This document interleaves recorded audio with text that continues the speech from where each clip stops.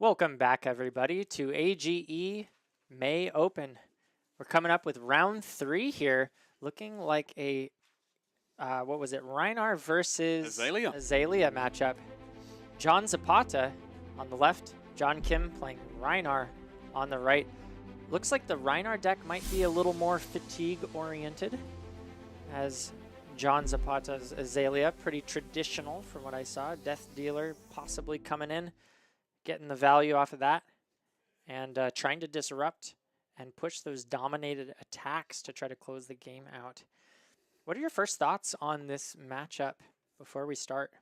I mean, Rhinar is not KO, so Azalea doesn't immediately hose this brute on hits alone. Like, John will have to find pockets where he's given armor or reactions or cards just to sneak it in and pray that, you know, he can find dominate at awkward times where John number 2 does not have defense reactions in arsenal to cover it up. Yeah, so a very defensive list, lots of defense reactions to be expected on the side of Rhinar. And John's also packing Dreadbore, so I wonder if he actually sides it into this matchup, knowing ahead of time that Rhinar, if he's brought with reactions. So sure. So if he does bring Dreadbore in, that could be tricky and very clunky for John to try to navigate. Dreadbore, of course, saying that defense reactions cannot be played from hand. Yep. Very difficult. We saw round 1 how difficult that can be to play around if you have multiple in hand that you have to pitch away. Setting up, he's bringing the Tunic. No new chess piece, which makes a lot of sense. Although it does block more, I think the value that Tunic provides is a little bit better for a defensive deck. Incredibly, yeah. Presenting club. No claws. Oh, Romping Club, yep. Because this is not an aggressive deck, as word has traveled down the grapevine. Yep, Romping Club, one of the most efficient weapons in Flesh and Blood. 2 cost, 4 power, possibly going up to 5 if he's discarded a card that turn. So one of the reasons that people like to play this Rhinar deck is because of that weapon. Very, very efficient. Good for fatiguing. It is, actually. People don't usually think of it that way. They usually look at claws and go, why on earth would I play club? Sure. Well, the 2 Guardian mains here know exactly why you would play that. I love club. I really wanted a mid-range club-oriented build to be a bit more viable with heavy hitters, but LSS said, oh, meet KO, mate. Rhinar got kind of swept under the rug on that. He did get a spec, but John Kim going ahead and just starting the game with 3 action points, hitting the 6 right off the bat. There we go. Really good turn to kind of do that play, because if you miss, you just Arsenal pass. No big deal. Oh, and he's starting off by stacking. Ah, what is that card? We see the we've got Barraging Blue, and we've got Alpha Rampage. Oh, very great game under. So really smart play here. Turn 0, just getting the bottom of his deck to look really great for that second cycle if he manages to get there. Another likely thing to happen when you're playing a defensive deck with lots of defense reactions. He also gets to chip John if he sends something on the follow-up, because John's probably going to give 2 cards to his 4. Yep. And it looks like his follow-up is he's got a Sink Blow, and what is that other card? Is that a Warmonger's? That's a Warmonger's, definitely. Okay, so the action points really great here. Warmonger's is one of the most difficult cards for Azalea to play around. Most of what she wants to do is play a bunch of non-attacks. Might just buy himself a whole turn if John doesn't redraw something like E-Strike. But from what I see in his list, I don't see Enlightened Strike. Oh, Endless Arrow, not Enlightened Strike. Okay. So gets the Warmongers out. I'm assuming John chose War, but it's possible that he chose Peace just to kind of cycle some stuff out if he doesn't have a good hand for War. Amplifying Arrow, not very useful. Yep, look at that. He's got 3 non-attacks and an attack. So no matter what he does, he's kind of stuffed on this turn. And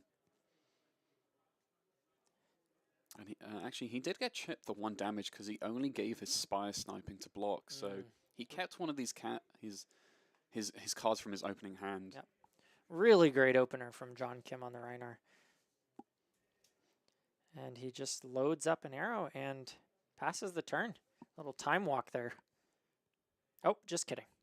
He chose war. Sending the amplifying arrow. I think this is just for 2. And he will... Rain Razors. Not an attack or a non-attack, so an instant is able to be played even while Warmonger's Diplomacy is on the field. Pumping it up to 5, pushing just a little bit of damage.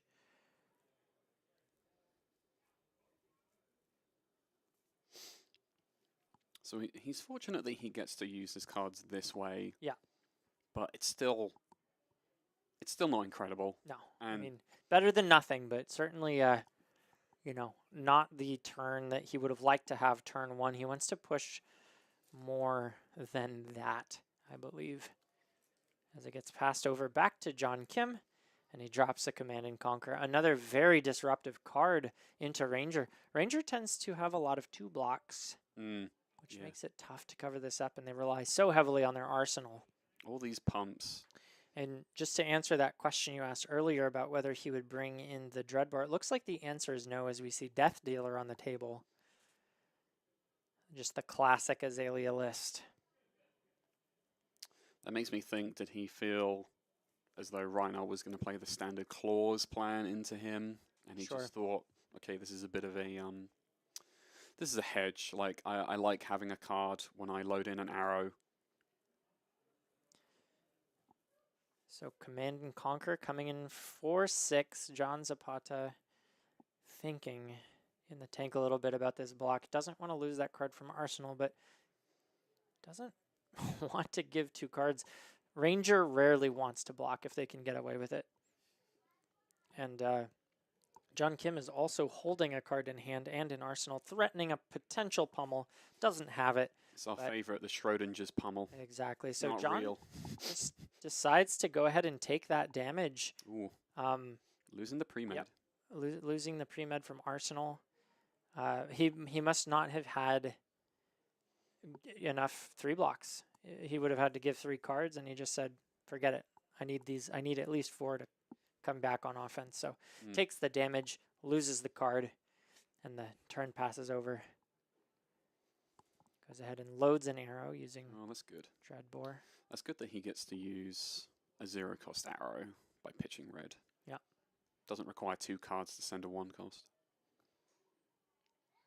We are looking at, looks like John's got a lot of defensive capabilities in his hand there with the Fate Foreseen in hand, and I think a Sink below an Arsenal. So no matter what John does, it's unlikely to connect here.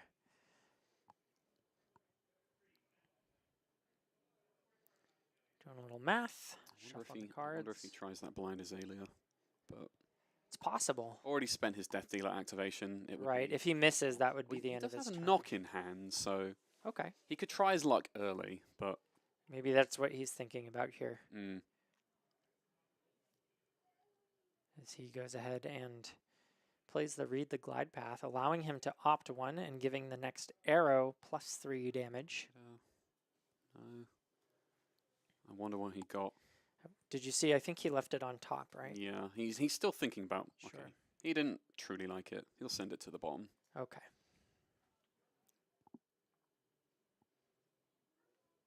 And there's the knock. Really wants to have Dominate, thinking about how he's going to push the damage that he needs to deal to close this game out. Dominate is one of the ways to do that, hopefully, for John, not into a defense react in Arsenal. In this case, we know there is one. I wonder if he takes something like Drill Shot because of the armor suite that John has presented into him. If he knows he's going to be long gaming him with defense reactions and club. Good call. As he sets the Drill Shot down on the table, it looks like he will be putting that on top of his deck. Loading it in. So far, pumped up to 7 with that Read the Glide Path. I believe he has another pump in hand, so he might put it up to 10. Okay. but maybe he'll fish. There's the Azalea activation. And there's Lace with a Bloodrot. lace A big old 10 dominate. 10 dominate, which will require a piece of armor if John Kim wants to cover this up. Yeah. Which I imagine he would. I think this works out okay from the way John fielded this arrow in setting up the 10 dominate breakpoint versus just 7, because 7 is easy. It's a 3 block and a defense reaction in Arsenal. Right. 10, a little more awkward of a number. Looks like John Kim is hovering over a 3 block in hand, considering using that over the Fate Foreseen, maybe valuing putting that Fate Foreseen in Arsenal more. And it looks like he'll just go ahead and take 3 on that. Interesting. Getting the Blood Rot and the counter on his armor. Huh. I see a potential line for him. He might just swing club, play into the Blood Rot. Except the fact that he got a -1 placed on his Bonebreaker. Sure.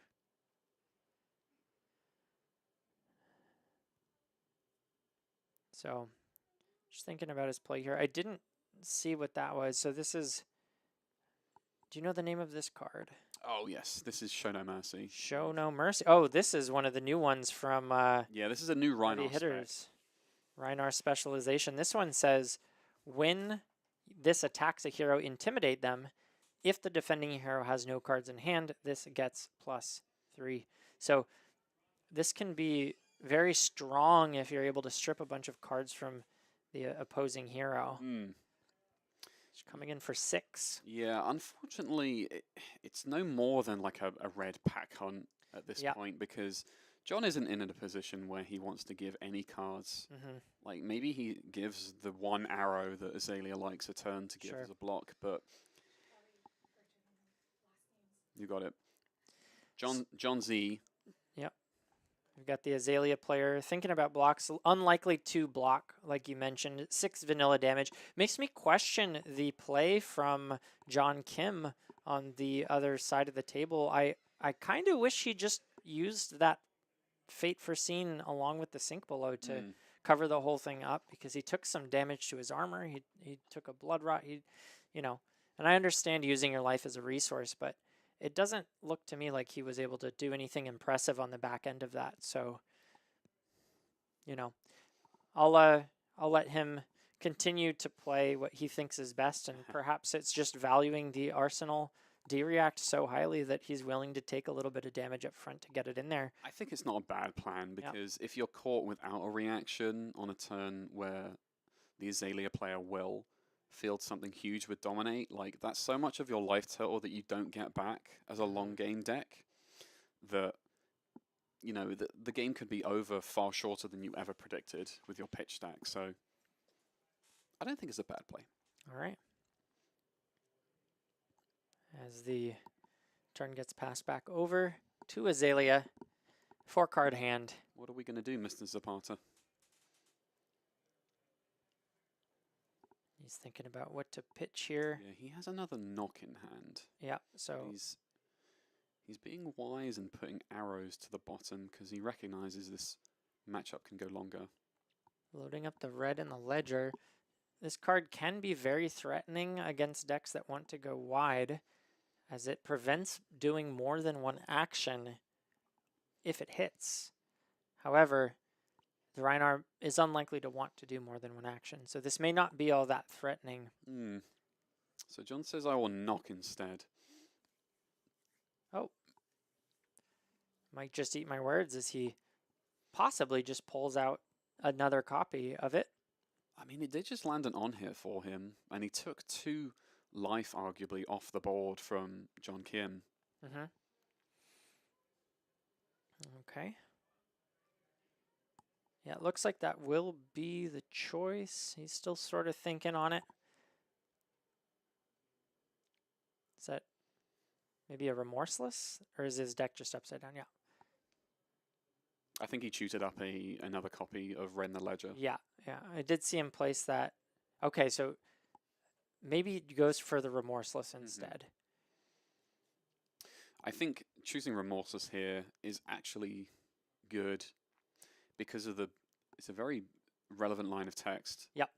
Can't play defense reactions from Arsenal if it's put in face up. Right. And you put it in face up to dominate it with Azalea, so it's ticking all the boxes. Sure. And so now we see John Kim possibly get a little bit punished for trying to save that defense reaction, putting it in Arsenal, but now Remorseless does not allow him to utilize that, and it has Dominate, so only one card from hand. No option to block from Arsenal here. Big, a pack hunt, and the 2 dig up dinners. Yep. And Remorseless also does... Oh, this is extra hurtful because John Zapata has put down... oh, I see that. Is that what... Seek and Destroy. Seek and Destroy. So this will destroy the arsenal of John Kim at the end of his turn. So that D-Reactor is going to waste either way, which is really unfortunate for John Kim. So what seemed like a really good play seems to have now... He got caught. And you see him looking at it, shaking his head. He's disappointed in the way that this is unfolding here. Only able to block 5, or only willing, I should say, to block 5. Doesn't want to commit the rest of his armor there.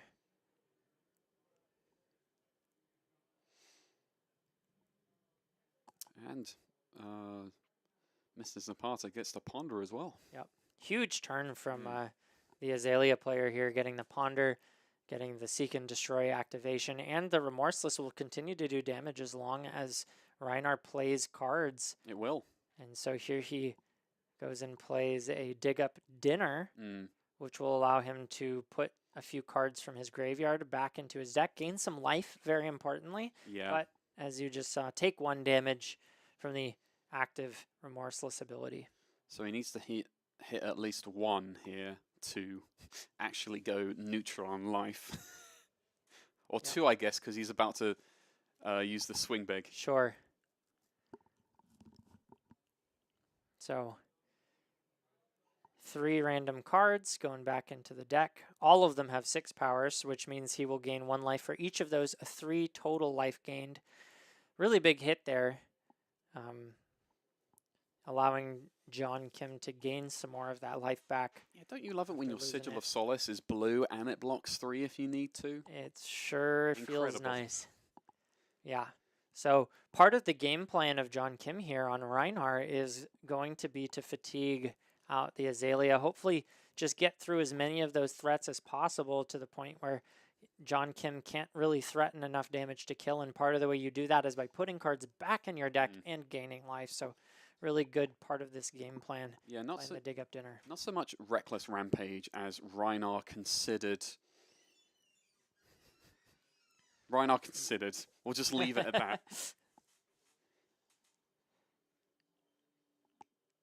Taking the evasive damage versus a deck that looks like it wants to fatigue you is big. Correct, Grey TCG. Very correct. People that were familiar with Azalea post Outsiders during Oldhim's reign before he left the format, a lot of Azaleas were packing Dreadbore and New Horizons specifically for Oldhim, because if you play a Rainbow Staunch response and your opponent flips over something that says, bingo, you get no D-reacts from hand. Yeah. Dead cards. Dead cards in hand.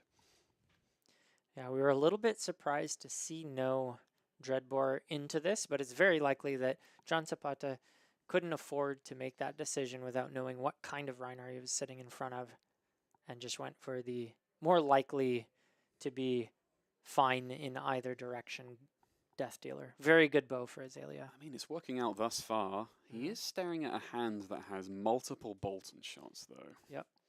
Multiple Bolton shots, and I can't see if there's any pumps. I sure hope for his sake that there are. I think there's one. If we peek at it, I think that's a release attention. Yeah. Okay, so that's connective tissue for the turn. Sure. It'll at least get him to be able to fire 2 arrows off. But I don't know if he's too comfortable. Oh, he has a Death Dealer activation he can still use. Oh, goes for the Azalea. What do we find? Another Bolton shot. So he wants the Dominate so that he can get the reload, possibly trying to go 3 wide this turn. Okay. As he gives 7 Dominate on Bolton hit shot. reload, please. Yep. 7 coming in. This feels like a flashback turn to me. What do you think? A little bit. Yeah, it's insanely huge because we just came off that turn where John Kim lost that reaction in Arsenal. It would have paid to have it here. Yep. Rhinar may want to wait until another card is expended before trying to cash that flesh bag. And it's always very important for brute players to get as much possible value from that flesh bag. It's such a game-changing card when you're able to snipe something and end a turn on the spot that was otherwise going to keep going wider, and dealing more damage. I call it the Ice React helmet because it does nearly the same thing as Ice React. Yep. Freezes them in place. Intimidated. Frozen in intimidation. Yeah. The fight, flight, or freeze response. John says, I have a show no mercy. What do you have, if anything else? Mr. Zapata. There's a rain razors. Wow, so he had everything to make sure that this hits. I believe that's 9. Yes, it is. Flipped over for... A possible reload, should he take it. Is that a reload on hit from the Bolton? Yeah, because its power is better than its base, so it's allowed to do that. So John wanted the card. Yep. And he activated Death Dealer. Instead. We've already spent our Azalea activation. He's just trying to squeeze as much out of this Rain Razor's turn as he possibly can. He still has Bullseyes, but... Looks like Seek and Destroy into Bolton. This is still pretty mean. Blocking 6. Taking 1. Seek and Destroy will be active, but I presume John Kim will just make a club swing. Yep, the value of this club showing through here, just converting that last card in. And he's still at a higher life total, but another turn without an Arsenal. Oh, Warmongers. Okay. Even better than 4 damage. That's not a bad one card hand.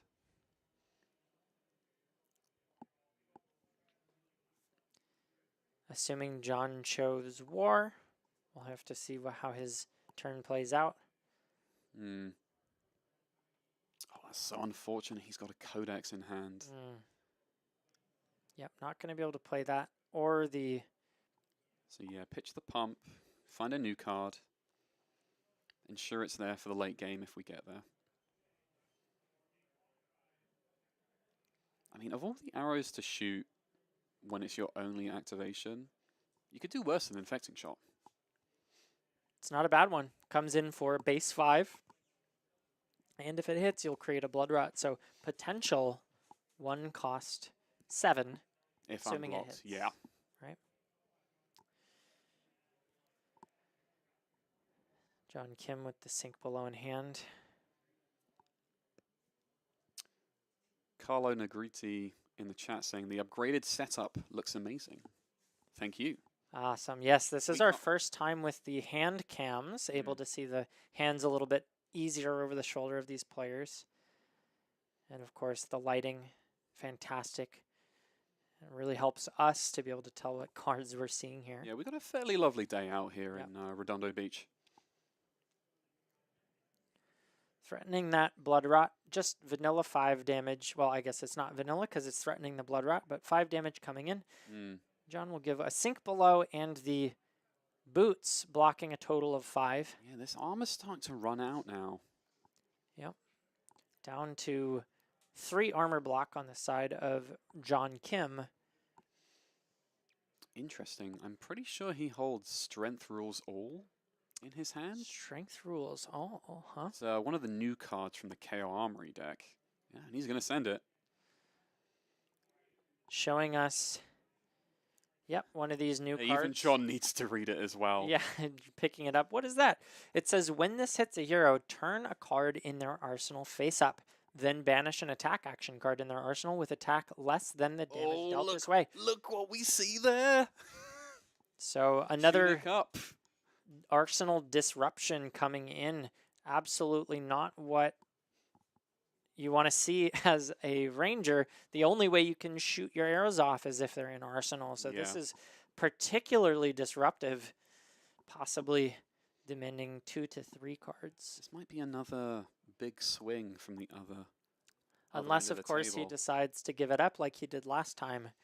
Just saying, I can't afford to give you 3 cards from hand, so you get the 6 damage and the 1. Do you mind if I read that arsenal. real quick? Because I'm thinking... It was an endless arrow, right? So the good thing about this interaction for John Kim is that because he holds pummel, if the attack connects, Strength Rules All doesn't check for 6 and lower, it checks for 10 and lower because he's pummeling it to 10. Oh, yeah. So it's a really cute interaction. Sure, so I see what you're saying. If John only blocks 3 here, he's thinking he's safe if he's got a 4 damage attack in the arsenal, but not if it's pummeled. Exactly. Very, very interesting. And he's got the tunic counter and the card in hand. Did you see that it was a pummel? Yeah, we did. Oh, good. I think I know a pummel when I see one. Yeah, I think I was busy reading this card when it flashed up on the screen. Okay. So here it is, blocking 6, but Here we go. He's hitting the button. Unfortunately for him, red pummel deals 4 damage, but this actually says with attack less than the damage dealt this way. So this will only deal 4. Okay, I needed to read further in the card So before getting too excited. if this is an endless arrow like I think it was, it will not be destroyed. Yeah, because they equal each other. It's like a clash on hit in a way, but just for Arsenal. Yeah, yeah. And then John just isn't thrilled about needing to discard a card. I'm sure he planned his turn around having everything that he's got in hand. So, however, even if he does lose this Arsenal, well, he won't lose the arsenal. Oh, that's true. Right. I mean, again, I think I saw an endless arrow. So if it's an endless arrow, it has power 4. This is dealing 4, and 4 is not less than 4. It is equal. He still has his codex, so he can make a snaps play here. Yeah. But it is subject to flashback from John Kim. Right. So he'll have to flip that. Once this damage resolves, it seems like he's having a think before the damage resolves so that he can... Actually, Fat Frog 13 in the chat says, still turns it face up and you cannot skullbone. That is correct. Yep. That's an important... It's very important, actually. ...thing that John will lose, the inability to know whether or not he has an arrow on top to dominate. So I don't know if I would call this like fatigue Rhinar so much as like mid-range Rhinar. Sure. Showing us that he's got disruption. And he's like, yeah, your endless arrow is good. Yep, yep. So the endless arrow stays. John keeps a 2-card hand, 1 in arsenal, 1 in hand. This is still very much all to play for. Yep. Tunic goes to 3. And if I had to guess, I'm thinking this is an endless arrow with the potential Snapdragons if this hits. You know, a little sneaky extra 4 damage at the end of the turn. So maybe he actually doesn't use... And here we see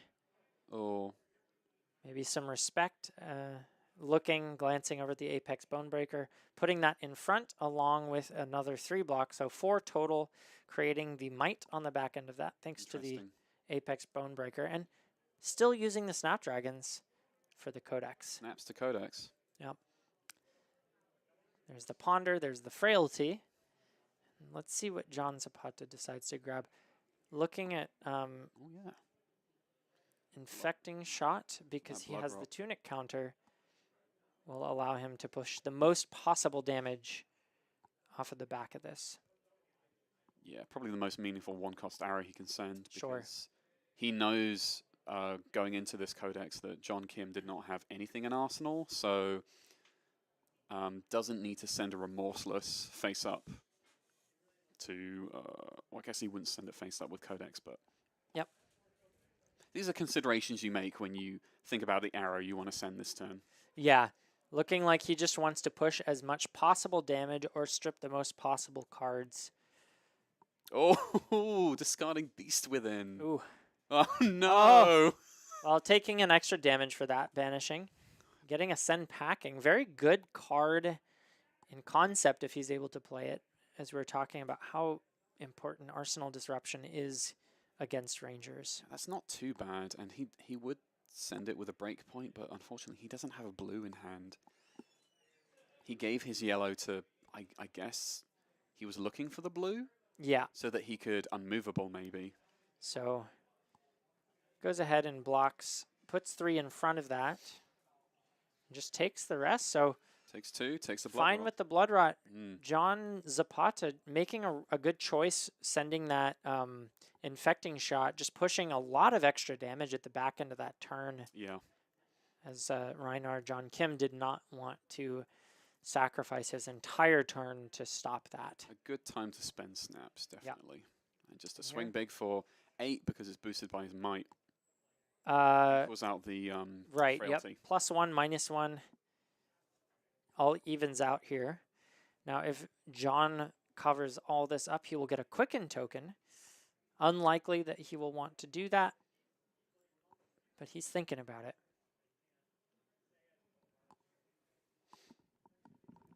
Knowing the game this had into our field today makes me want to play Club Rhinar.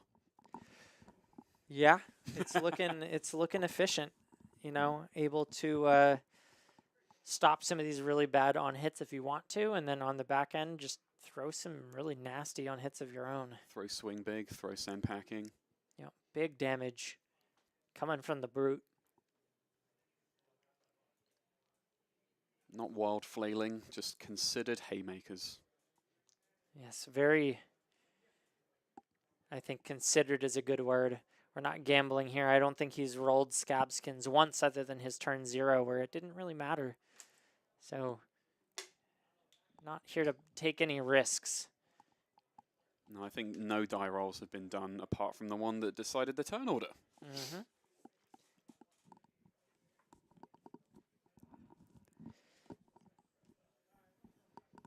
Seems like John Zapata on Azalea is able to choose a block 3 there. Lets the amp arrow go. John Kim takes 2 to blood rot.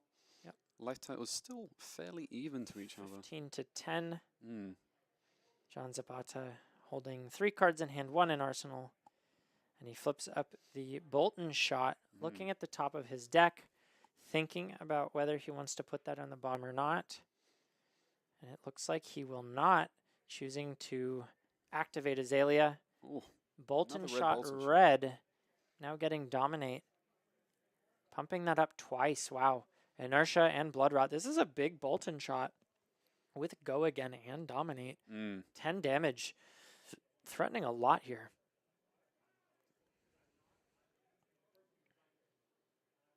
But I think knowing what John Kim pocketed for Arsenal, I don't think this is going to connect. Yep. Because he's got that unmovable and he's got a 3 block. Timed it very well. So it looks like he's probably just holding the blue card, thinking, making sure. Oh, unless he wants to cover the whole thing with 2 cards. That's actually a pretty good option as well. It's some of the awkward things you have to do with Azalea into a react heavy pile is that you have to ask yourself the question, like, what does this hand do? Do I go 2 chain links wide, or do I just do the tall dominated arrow and risk being blown out? And there it is, blocking 11. Unmovable. Coming in for 8 because it was from Arsenal. It gets +1. As well as the, is that a Show No Mercy? Yeah, so we've got a total block for 11 because unmovable came from Arsenal, so it's 1 above. So, no reload on that. And it doesn't matter because it's a codex. This is a turn where, you know, I didn't know that he had a codex, but I was thinking the cleaner math was unmovable plus the flesh bag. I haven't seen him, you know, and maybe he's just waiting for the perfect moment, but he could have slowed that turn down. Now, of course, that would put the codex in Arsenal, but that could end up clogging the turn up a little bit. So I think he's waiting. He's probably had some of his judgment this game coloured by the fact that John took away 2 whole block from Bonebreaker. So he's being very, very conservative with armor because he knows maybe he wants to save it for at some point. the lethal. Yeah, rather I need than it for the pivot, the that's true a good pivot. point. That's a good point. So Rather than looking at the value, he's looking at, like, what if a dominated arrow comes up that I can't cover? I need this armor available. Because the armor is your lifeline. You have other cards, you don't get more armor. Unless you are Olympia. Yeah. Another really cool card that we might talk about later. Visit the Golden Anvil. And actually, yeah, there we go. Just a sink below. And as we were talking about how valuable that armor is, John Zapata makes that same choice by choosing the drill shot, saying, I will take some of that armor, please. John Kim says, no, you won't. And he covers it all the way up with the rest of the cards from his hand. I mean, that was a pretty incredible turn as well from John Zapata, because he took it from, oh, I just got blown out by Dominate, to I'm going to Codex and you're forced to discard, and I'll go get something meaningful and basically bring this back into my domain. Yeah. And one of the really great things, too, is that I'm sure that John Kim would have liked to put that D-React into Arsenal, but the Codex basically says, nope, it will be an attack. Turning a sink below into a sink, oh no.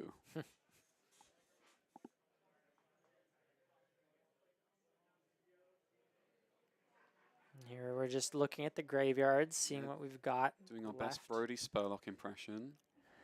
Yeah, looking we got through. 20 minutes on the clock? Oh, that's fine then. Yeah. Okay. Plenty of time. John's in like this mid-game where he has sent a bunch of arrows and he has to consider... Which John? Pardon me, John Zapata needs to... Thank you, thank you. Thank you for catching me on that. Needs to consider what Codex targets remain and what actual arrows still remain in the deck. Along with pumps. Because you can run out of pumps in Azalea if you go long enough. Sure. I mean, that is one of the dangers of running a class with no quote-unquote real weapon, right? Is that we don't have the fallback of just swinging that club for 4, swinging that hammer for 4. Once you're out of arrows, once you're out of pumps, you can't win the game anymore. No, you with cannot. Azalea. Oh, red in the ledger. So... Oh my god, just laying 3 pumps down in unison. Like, red in the ledger. Can you deal with this tall number? I think that's 4 pumps. We've got the pre-med. He put the pre-med down first. Uh-huh. He wanted to know what he would be codexing. I see. But he decided, no, I'll dig for another pump instead. Sure, sure. So this is a huge red in the ledger. Basically forcing the whole hand. How much is that? 12, 13? Is that?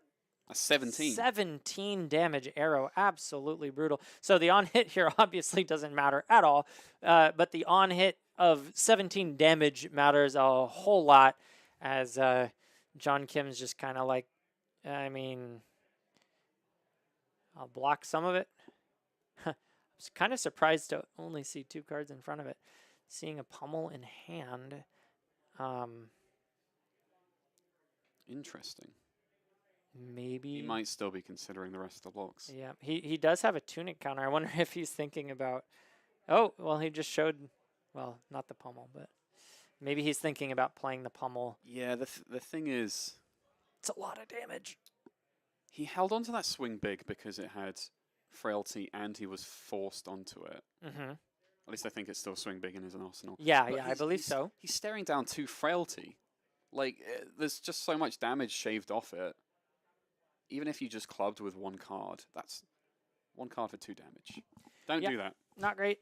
Not great. Yeah, 2 frailty, so that will push the swing big from 8 to 6 with these on hits. But I think he's also considering the... oh, wait. I'm sorry. Is that a take aim? Never mind. So no arsenal destruction here. And he goes all the way down to 4. The chat is pointing out Clark Moore. Swing big pummel is lethal even through 2 frailty. That's true. Okay. However, I think John is wise, and yeah. he's seen 1 pummel out of this deck. He's not going to give just no card. Yeah, you're probably not keeping 3 cards and then, you know, only sending this. You know, the famous British rock band The Who wrote a song about this. It's called "Won't Get Fooled Again." Aha! Is that I had a feeling that song was about flesh and blood.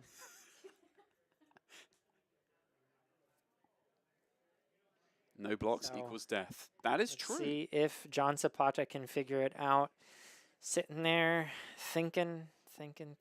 Oh, I've got Got the another. rain razors in hand. Really tempting to try to send all this back. That's true. Sam O'Byrne. Sink below into sink. Oh no, is gold. LMAO. I've Yep. got one better, Sam. We've turned a swing big with frailties into a swing mid. Okay, I actually This like is that one. it's I only thought Sam was 6. being pretty generous with the gold. I would give you maybe bronze on that last one, but that one made me laugh for reals. Didn't even have to fake it. Well done. I should go to the LA Comedy Club. I'm doing great at this. Yeah, we got the ice house you could roll up in. So, still haven't put anything down. We're just looking through these graveyards. Still gold. Thanks, Sam. Amazing. Yeah, Sam's a big fan of these puns. Very funny guy, Sam O'Byrne. We have to spice up the cast somehow. Yeah. Keep it spicy, keep it interesting. Of course, Flesh and Blood, standalone, very spicy, interesting game. But you know, it's always nice. You get a little like this throughout your puns. All the stuff you cooked up in the morning. I wonder if John Zapata gives cross wrap at this point, because he only holds the one arrow, and it's really awkward because he holds rain razors as well. Oh no, no, no! He said no. Oh no, John, what are you doing, buddy? that's game. That's oh it. my gosh! That's all she wrote. So excellent poker face from John Kim. Just probably sitting there going, man, like this is the best I can. Those 2 frailties. What am I gonna? Psych! Comes through with the pummel. 10 damage right to the face. John Zapata looked like he was in the driver's seat there after a huge 17 damage turn, but John Kim sneaking in with the pummel. Absolutely brutal. Yes, on purpose. Play there. Although that pun's overused. I can't. Maybe we're going in the Iron League there for those League of Legends players. Maybe we go for no puns for the next round. That's and then fair. We recuperate, we regenerate our puns. Yep. And then we bring another one back in. Absolutely. I like that. That was really well played by John Kim. Yeah. Very well played. And I just have to credit. I think sometimes when another player sees like the tunic and the one floating, they're like, it's always obviously it's a pummel. So John Kim, the pummel alarms go off. Exactly. John Kim must have kept his cool to not give that away. I'm sure, John Zapata was thinking about what it could be and trying to hedge and just was like, you know what? His face, I can see there's pain behind those eyes. He just doesn't have it. There's no Show way. it to me, and he's like, all right. Yeah. Very good sell. But that Very was still a really good back and forth match. Absolutely. Like there were turns where John Zapata took life and just carved it away from Mr. Kim. Yeah. And then on the other end, John Kim threw a pummel on was the Strength Rules All. Didn't get the card turned over to destroy, but like it's still a discard at the end of the day. It's still damage that went through. Yep. Yeah, a very good back and forth, like you said. I was kind of expecting to see just a lot of blocking and maybe trying to fatigue, but this Rhinar, not really a fatigue deck like we expected. Really just actually won with damage. So good job to John Kim for taking it. Okay. And we are going to take a break while we get ready for the interviewing the winner here. See you all in a bit. And we are back with the winner of this round, John Kim. Nice to meet you, man. Nice to meet you, too. So we showcased a bit of a different kind of brute on stream today. Yeah. You brought Rhinar Reckless Rampage, but you're packing pummels, you're packing fates and sinks, and other stuff like, a full play set of dig up dinners? Just 2, pardon me. But like, there's a lot in there. Like, you play more of a mid-range and grind people out, but you know when to like sink the knife in and throw the pummel as well. Yeah, I mean, I pretty much net deck this, right? I'm actually blanking on his name, but he 8-0'd and he was on Savage Land News. Oh, okay. And I put in I think he was thinking about putting in the new brute card. Okay, yeah. But I've always been more of a defensive brute player, and I think that's and I've always liked club, but so seeing it work now is pretty good. Yeah, it's cool. Yeah. Yeah. So did you put in Strength Rules All as your inclusion, where he sort of like wavered on the inclusion? I think he didn't have that available to him. He did mention on the video. Okay, that so he didn't have the armory deck at the time. Okay, that makes sense. But I mean, I think it makes sense, right? It's a 2 for 6 with the pummel. Yeah. I mean, it was relevant because John Z gave you 2 cards, and then you went with the pummel as well on top. Yeah. But even, we were talking about it just as the game ended, is that even though you didn't net a card to the discard from Arsenal, you got to see that information, and you got a card out from him in hand as well. So you put him down 3 cards, which, you know, it's good in all respects. Yeah, it's crazy with Azalea. Even then, you feel like, you know, they can still just turn it around a little. Yeah, we saw a lot of that as well. Yeah. Because like he sent that giant Ren the Ledger for 17, and your face, and you just comb back your hair like, what? How do I work this? Yeah. But it was still good. You held your own. There were like a couple turns where he denied you a defense reaction in Arsenal because of the Seek and Destroy. That was pretty brutal. But you found an unmovable on a later turn. And even then, like, he caught you with Codex, and we thought, oh, he just turned it around again. Yeah. We thought he'd just been completely blown out by your unmovable and block from hand. Yeah, Codex is disgusting. Codex can be really nasty. Yeah. But it's fun, I guess.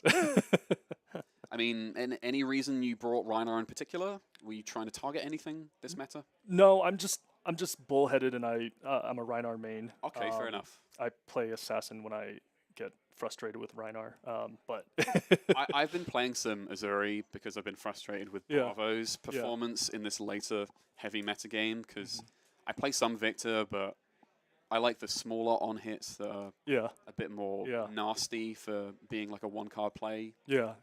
So I feel you there. Yeah. But you're a Rhinar main. You just thought, screw it, I'll force this list and see how well it does. And now you're 3-0, so that's pretty good. Yeah. It's I think every dog has his day, right? And I'm just lucky streak right now, so it's great. Yeah, let's take the luck. Team 0. There we go. Everyone's rooting for you. Yeah, we actually have a joke that whenever someone from Turn 0 streams, they'll lose. So I think we're breaking that curse today. You already broke it. No need to worry about it. Yeah. You got a 3-0 start into the Swiss, so you're looking strong. Anything you want to say before we cut to another break? Any shout-outs? I mean, shout-outs to the guys at Turn 0. You know, I feel like they're fun to play with. They're very happy to teach you how to play, and just, you know, so if you're in the Koreatown area, you know, come swing by on Sundays. I actually need to ask my wife, like, hey, I'm going to play a Sunday Armory. I'm going to go to K-Town. She's like, what? You're going to LA without me? Yeah. But I'll try to swing by and check out the shop and play an Armory. Okay. Nice to meet you, man. Nice to meet you too. Rest of the day, good luck, all Swiss, and we'll cut to another break.